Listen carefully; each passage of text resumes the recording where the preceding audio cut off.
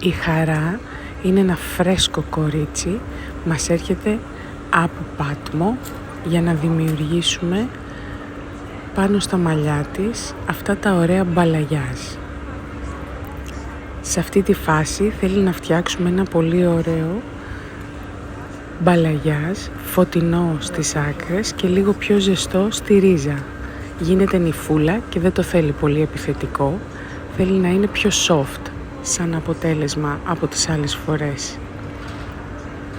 Νομίζω ότι το αποτέλεσμα μας δικαίωσε αυτή τη φορά με ένα φανταστικό φωτεινό ξανθό και με τη Χαρά να είναι ακόμα πιο χαρούμενη για αυτό που δημιουργήσαμε, για την ιδιαίτερη στιγμή της ζωής της.